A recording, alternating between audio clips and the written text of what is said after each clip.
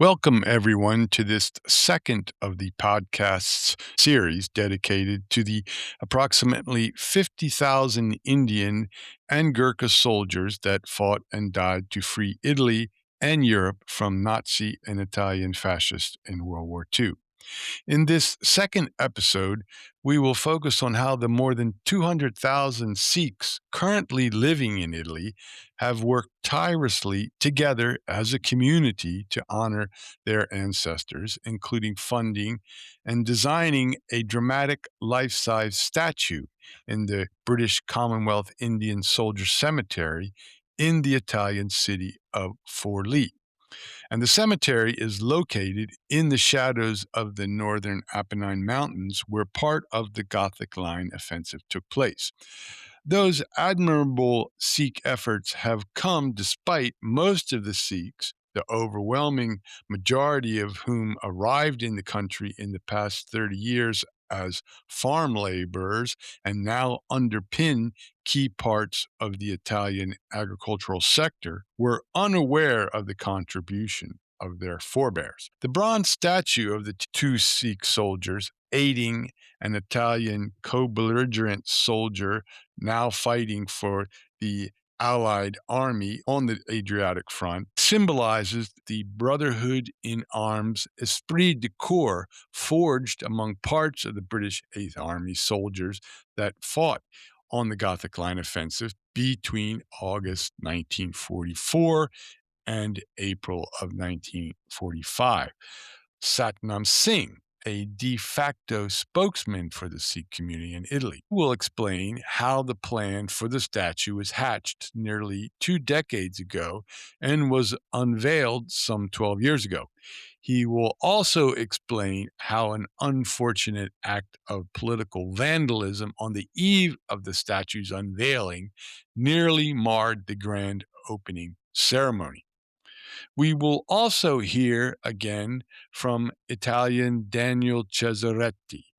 In the first part of this series, we heard about how Daniel, who is based in San Marino on the Gothic Line, has spent the past 40 years researching and commemorating the Indian and Gurkha soldier efforts as part of the Allied World War II campaign in Italy.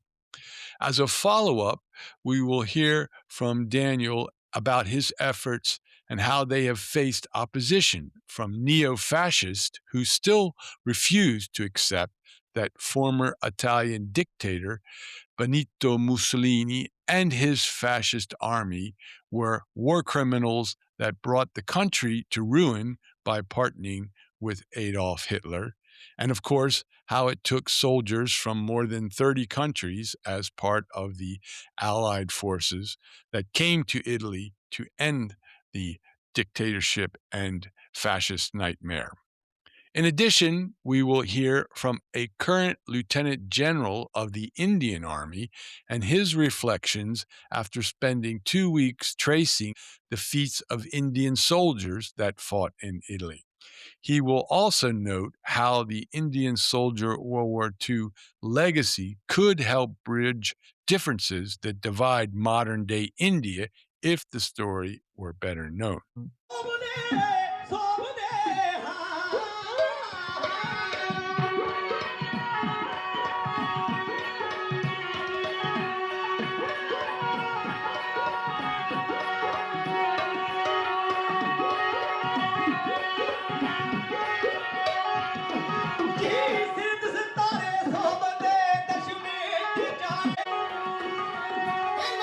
Those were the sounds from a Sikh religious temple ceremony. However, this particular pious ceremony was not taking place on holy ground in India. In fact, it occurred at a temporary temple tent set up in a parking lot on the fringes of the Italian city of Forlì and not far from the Adriatic Sea. The ceremony also took place so Sikh faithful could pray next to the British Commonwealth Indian Soldier Cemetery, where more than 1,500 fallen troops are either buried or their cremated remains are located. On this particular July day, thousands of members of the Sikh community, as well as Italian dignitaries, gathered to honor some of the more than 5,000 Indian soldiers overall who gave their life more than 80 years ago to help the Allied forces end Nazi and Italian fascist tyranny as part of the Gothic Line offensive. The man who led the ceremony that day was Satnam Singh, in honoring their Sikh forebears, whose mountain fighting skills were key to help the British Eighth Army achieve military success on the eastern part of the Gothic Line. I had met Satnam a few months previous when he led a small ceremony to unveil a new memorial high up in the Apennine Mountains where the Sikh and other Indian soldiers fought side by side with Scottish Highlander, Argyll, and Sunderland troops. Following that ceremony, I had the chance to interview Satnam while his fellow expatriate Sikhs offered all visitors their customary free vegetarian lunch. So, when you arrived, did you know anything about the history of the Indian soldiers that fought in Italy in World War II? I know something from my village. When I seen a stone, there was the names of soldiers who were gone for Second World War from my village. So I know about the Sikh soldiers in Italy about 2004, 2005. I heard near Rome.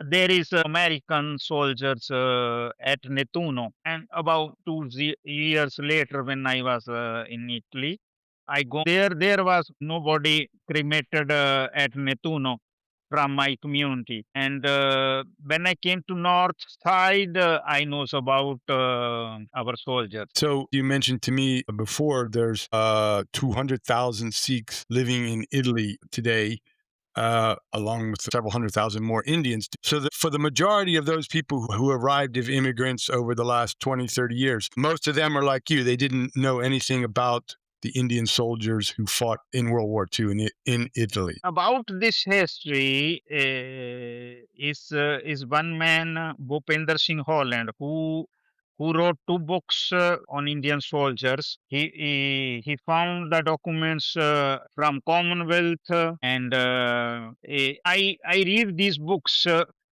He inspired me. So when did the discussions about having a Sikh soldier statue built for the Forley Indian Soldier Commonwealth Grave Cemetery begin? These statues. We discuss seven and 2007, 2008. There was a one professor at Bologna University, Professor Leach Patrick. When we meet him, he sure to us the participation of our soldiers with the Allied forces for Second World War. Was it just one person who made the proposal for the statue, or was it a group effort? Many people proposed to make a memorial place for remembering every year these guys. After 2005, when we celebrate ceremony at Furli every year, many people are talking about make some memorial. So was there discussion with any of the other Indian veteran soldier ethnic groups, for example, Hindus, Muslims, Gurkhas? Only in Sikh community.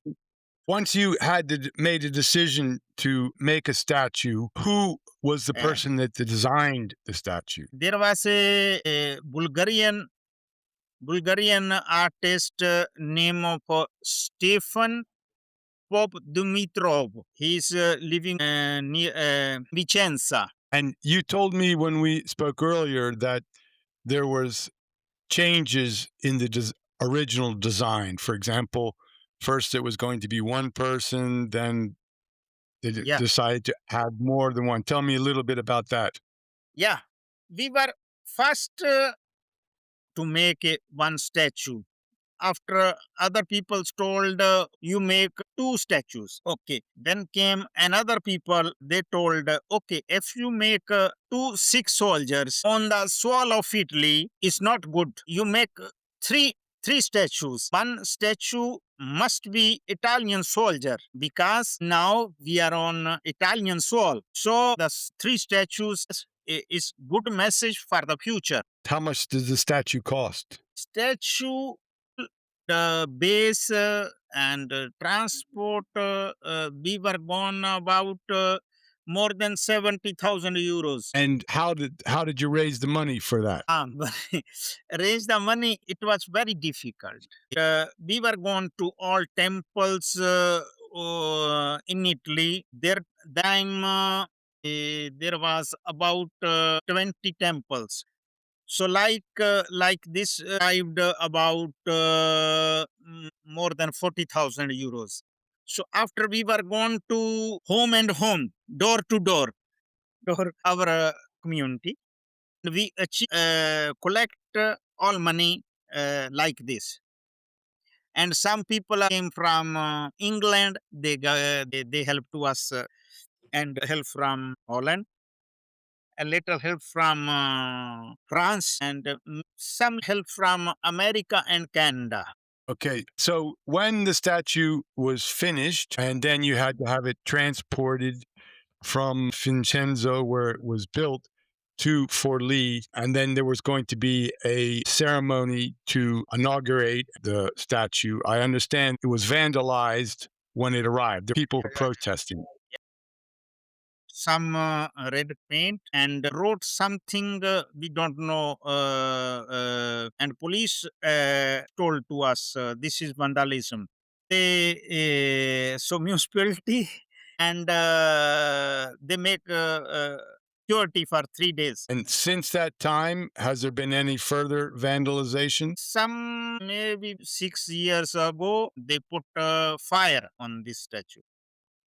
That was Satnam Singh, an Indian expatriate who has been living in Italy for the past 3 decades and has become a spokesman and chief organizer of the Sikh community in Italy in its efforts to commemorate the Sikh soldiers who fought and died to free Italy of fascism and Nazism during World War II. And as we will hear in the next segment, the lack of respect and appreciation by some Italians of the Sikh soldier sacrifice is not an isolated example of disgraceful behavior, as it has occurred in other parts of Italy over the past several decades. In the first part of this two-part series about the Indian divisions, we highlighted the decades of work you've done, Daniel, to commemorate the bravery and sacrifice made by the Indian and Gurkha troops on the Gothic Line. However, you have faced opposition from some neo-fascist Italian groups, including protests at some of the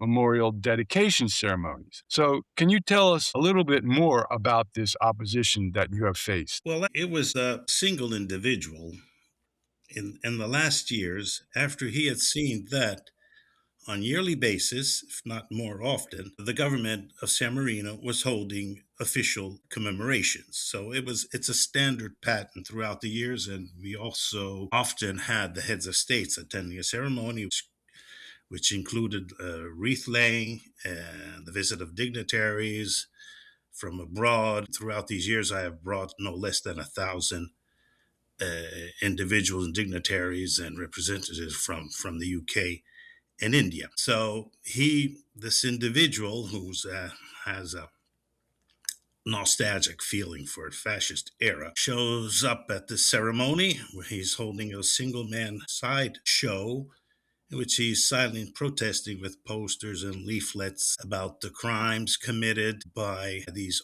armies liberating Italy from Nazi fascism. And most recently, he's been pointing the finger at me in this ceremony. I never replied, I never said a word back, but it's become a constant pattern. Now, we have ways to bypass this and by changing the date of the commemorations. But beyond this individual doesn't realize what would be the international repercussions of tearing down the monument as he pretends to do. In fact, he had presented the heads of state a request for knocking down this memorial, along with other reclaims of fascist ideology, like the fact that when on July 28, 1943, there had been in San Marino the fall of the fascist government 3 days later after what occurred in Italy, he claims that it was a coup d'etat. So he has asked our heads of states nowadays to restore official elections to overcome this belief that there was a coup d'etat. There was no coup d'etat. And there's also other requests like removing a plaque that commemorates this shift of government. The point is, what sparked probably his anger is the fact that there had been shelling, crisscross shelling from the Germans and the Allies in the area where he was he as a newborn, and his members of his family have been killed. This occurred all over World War II and European theater, whatever theater. The losses among civilians was greater than that of the soldiers. Whatever country you consider, the losses were greater among the civilians. And the same occurred in San Marino. So do you believe that racism plays a part in his protest? Well, I don't think racism, because he more than towards the Indians, he shows angers against the Brits. And this is due to the fact that a few months prior, actually in June, there had been a mistaken bombing of San Marino while the front was still far away at mid-central Italy, Lake Trasimeno. And this sparked anger not only to this individual, but even to the then government.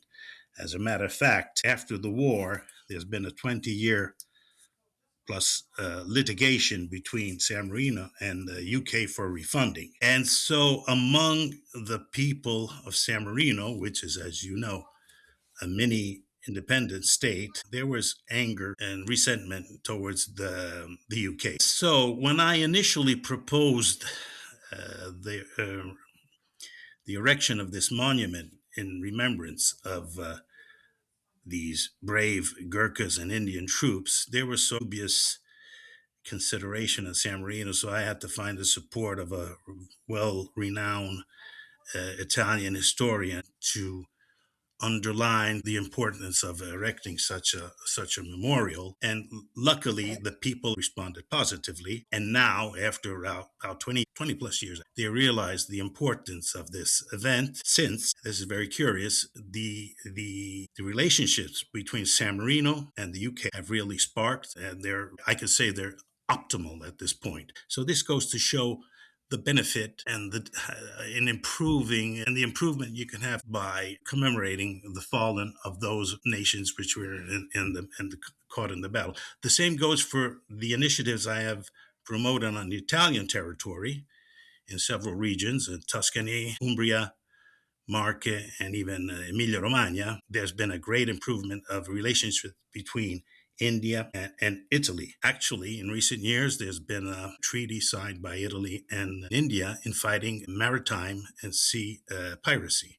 So this goes to show how little events can be a tipping point in promoting relations between countries. And I'm very proud of this. So it's widely recognized that the comprehensive story of the World War II Italian campaign is a chapter of history that the overwhelming majority of Italians know little about. And I'm sure you can attest to that.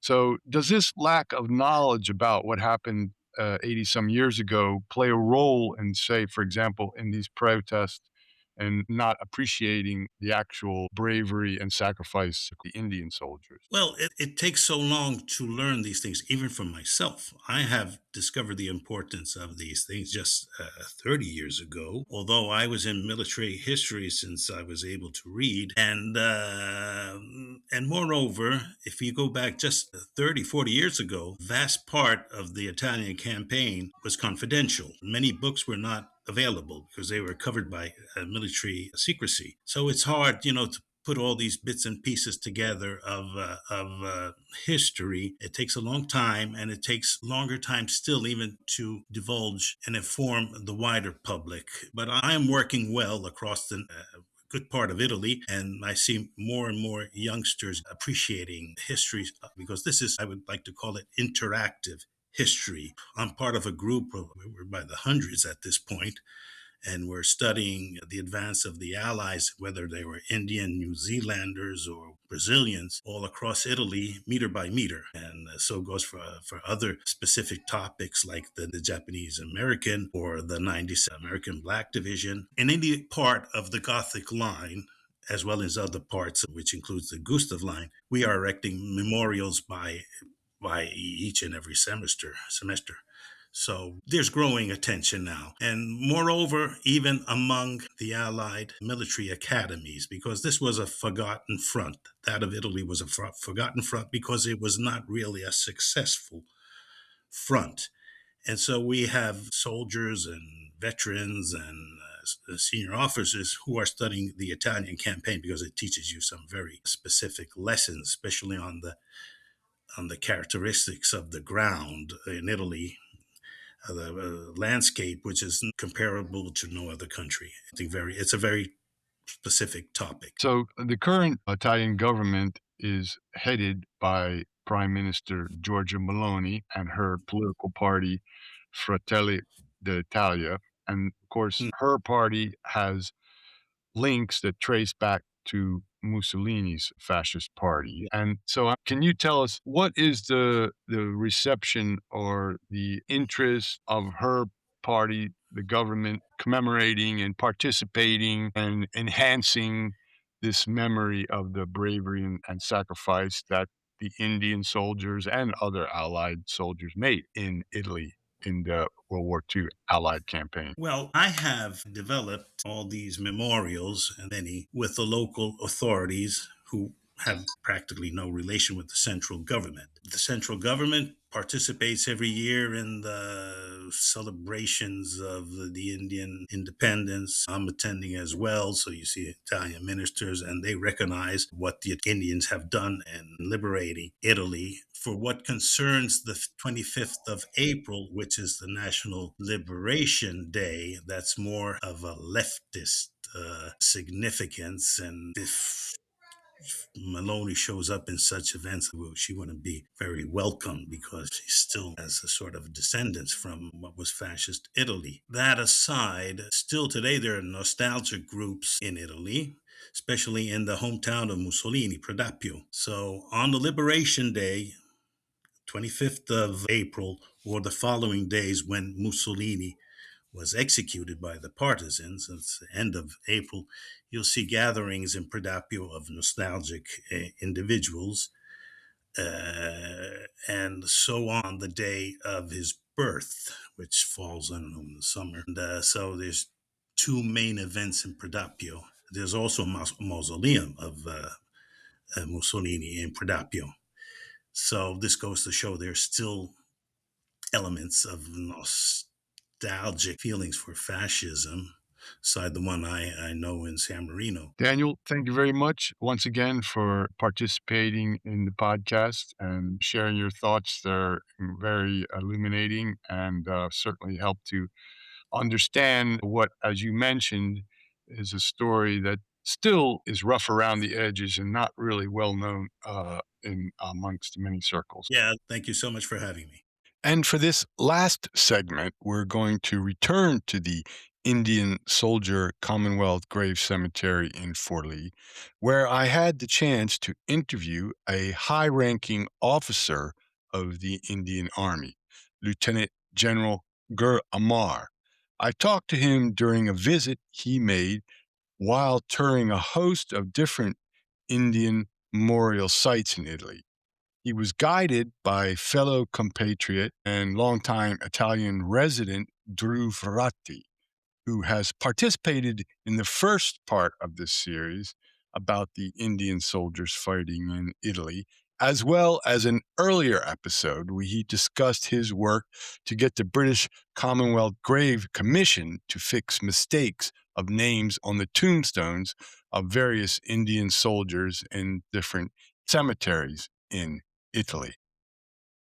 I am standing next to Gur Amar Singh, who is an officer in the Indian Army, and he is spending a month in Italy touring the different battle sites where the more than 50,000 Indian troops fought between 1943 and 1945, and approximately 5,000 of those soldiers were killed in action. So, Gur Amar, for many years, the story of the heroic contribution that Indian troops made to defeat Nazism and Italian fascism in Italy has not been celebrated or even highlighted in India. A major reason for that, of course, has to do with the strained relationship between the United Kingdom and India that fought to become independent 3 years after World War II ended. So, within the Indian military, how does it address the story of Indian troops fighting in Italy? Are you required to study their achievements or understand their movements and the accomplishments? Back home, basically, it is still a topic which requires much more comprehensive study as far as our armed forces are concerned. You see, the mere fact that so many Indian soldiers had been fighting in Italy and other fronts of the Second World War uh, is an eye opener to me. In fact, I was also not even aware of how much basic contribution these soldiers have given. And being here, when we went to all these cemeteries and to the museums, we realized that a very big part of this history has not been foretold to our the future generation, especially in India. Yes, you are right. Basically, have being a colonial army, and we were since serving under the Britishers. There is a sense of a taboo, which forbids basically the present regime and the government to basically make us aware about this. But nonetheless, it doesn't obliterate the fact that these all soldiers came basically from all the ethnicities in the Indian subcontinent, and all soldiers basically, irrespective of their caste, creed, color, are for, are required to do their duty. And this is basically what the soul drives the soldier. His duty towards his army, towards his nation, towards basically towards the to wherever his officers or his command basically sends him. So, yes, definitely, with the help of my friend group over here, I would like that certain amount of more amount knowledge is spread basically back home, especially among the young generations of Indian, so that even they can come and at least have a sight into all these basically cemeteries where these brave soldiers rest in peace. So, definitely, it was a very good opportunity, and I would like that back home more should be done for it. So, one of the most remarkable aspects of the story of the Indian troops in Italy is how the Indian army was composed of soldiers from what is today India, Pakistan, Bangladesh, and Nepal. And as we know, relations, especially between India and Pakistan, have been and remain very volatile. In fact, earlier this year, the two sides engaged in a brief military conflict triggered by terrorist attacks in Kashmir. So I often wonder if the story in Italy was more known in India and Pakistan, how the many ethnic and religious groups from India fought together in relative harmony. Would that have the potential to ease tensions between the two countries? Yes, definitely. You see, one thing we must understand that the origin of both the Indian and the Pakistani army had a common legacy, and the legacy was left us by the British army. So today, most of the structuring of the regiments, the battalions, other thing is still founded on those basic principles laid down about 100 years ago. So, if a certain generation of officers or NCOs and other come to know that yes, they had a common ancestry and their forefathers had fought basically on the same side, defeating the Nazis in Europe, definitely it will have an impact. Basically, most of the both countries look at each other from a very hatred point of view. So definitely common history basically will unite us, and maybe someday time will come when certain generation will rise up and say, enough basically with the feud. Let's basically reconcile ourselves and let's basically celebrate the common ancestry which we had all these years together. So, Guramor, you are of the Sikh religion, and we are today standing in the Indian cemetery in Forli near the Apennine Mountains. And next to us is a life-size bronze statue that the current Sikh community in Italy designed and funded. It's very impressive. It features two Sikh soldiers assisting an Italian soldier who, along with tens of thousands of other Italian soldiers, had deserted the Italian fascist army and took up arms as part of the British Eighth Army. So, what is the reaction when you have now, for the first time, seen how the Sikh community has memorialized this bravery of their forebears, your ancestors, and your fellow former soldiers? Yeah, Joe, I was very touched to see a statue basically of these two soldiers who were helping this Italian soldier in such a time basically of war. First of all, basically, yes, the Sikhs basically come from a very martial background. They were created basically for a cause to help the poor, help the basically weakened section, so that they could fight on behalf of basic people who cannot fight for themselves. So that was the original of the Sikhs. Secondly, yes, it is a very good part on the community itself to actually put basically words into basically something of a physical form. So what a statue actually depicts is something of a history but in a physical form. So when I saw the statue, basically it really touched me, and I was very impressed basically by its creation. And definitely, with the credit basic goes to the Indian community. As far as for the future generations is concerned, I would definitely like that all the person visiting should come and know all these people who died over here. They did not basically die for personal causes. They had no personal animosity towards the Nazi, but they were fighting for a cause, and the cause basically was liberty. So to protect liberty, they upheld their side of the values, and definitely this statue emphasizes that same aspect. So, Goramar, one of the most controversial and divisive political issues in Europe today is immigration. And there's a huge backlash politically to scapegoat immigrants, blame a lot of the problems, economic or others, on immigrants. So, do you think this statue and this cemetery, as well as others in Italy, should serve as a reminder to Italians and other Europeans what a key role Indians have played in helping the country overcome its fascist political past, as well as meet its current economic needs, considering the vital role immigrants from the Indian subcontinent play today in the Italian agriculture and service sectors, such as tourism? Immigrants, basically, first of all, yes, is a big question, basically, especially these days in Europe. However, we must remember one thing that the immigration basically is nothing new. It has been since ever since the mankind basically started walking on this earth. They have constantly moved through continents, and this kind of movement of for economic and other causes has always been there. As far as the statue is concerned and the concern value of the cemeteries is concerned, yes, I think there should be a feeling of gratitude on behalf of the Europeans that yes, these all people who came from these poor parts of the world, they came here for a cause to liberate all these people who were under the tyranny of the Nazi regime at that time. And as far as the question of immigration is concerned, yes, there are certain basically hurdles to that. What I would like to basically see from my own that the immigration should be structured basically in such a manner that the person basically at least who are deserving, they should not be basically put off. Goramar, thank you very much for your comments and answering my questions here in this solemn Indian soldier cemetery outside of the town of Forli. Thank you. Thank you, Joe. Thank you, Joe.